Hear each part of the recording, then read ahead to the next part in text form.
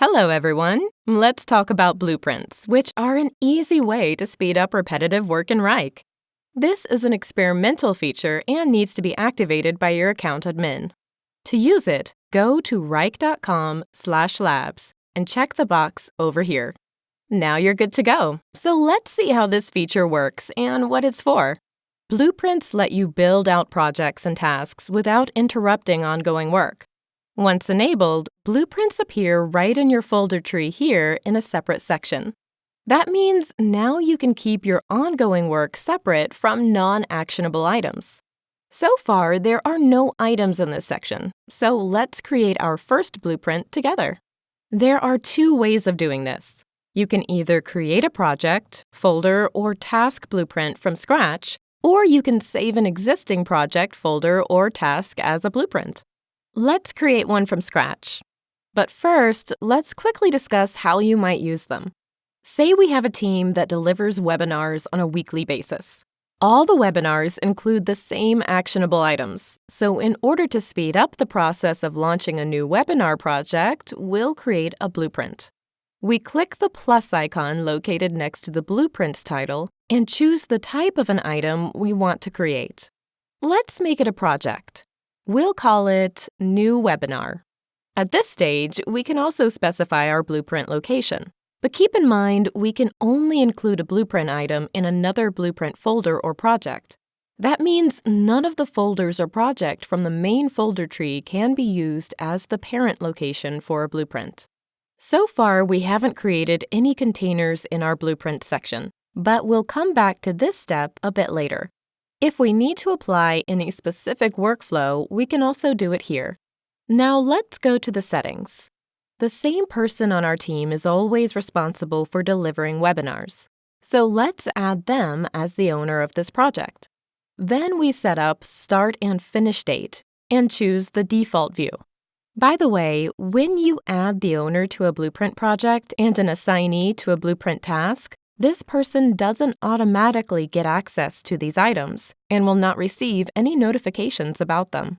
Down below, we're prompted to decide whether this project will remain private for the time being or shared with the whole team or specific users.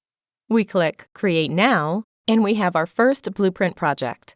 It looks the same as all the projects we've previously created in Wrike, with one exception.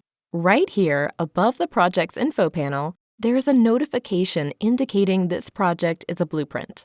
Now it's time to populate this project with the specific tasks necessary for its completion. We can quickly add a couple of them.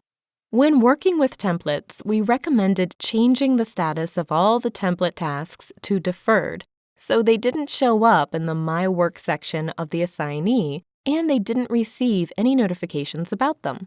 With blueprints, you don't need to worry about this, since the assignee won't receive any notifications anyway. Let's assign all tasks to Joanna. Now let's go back to the Blueprint section in the left navigation panel and create some folders to hold related blueprints. The first one will be Marketing. And let's also create a folder for Professional Services. Now we can easily drag our new webinar blueprint into the necessary folder. Let's also try creating a blueprint out of an existing project or template. We can go to one of them in the main folder tree. All we need to do is to right-click it and choose Save as Blueprint. In the pop-up, let's give it a proper title, locate it, and select what attributes we want it to have. Next, we click Save. Our project blueprint is created in the designated folder. You can create task blueprints just the same ways, either from scratch or from an existing task. Now that we created our blueprints, let's see how we can use them to quickly launch work. Let's go to one of them. We right-click it and choose Create from Blueprint. Then we need to follow the same steps as we did to launch projects from templates.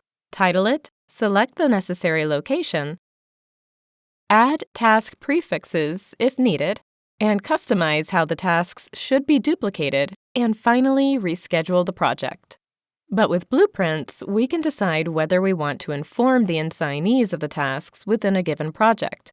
If we check this box, all the assignees will receive inbox notifications. The same process is applied to creating active tasks out of blueprints. Let's see how to use request forms.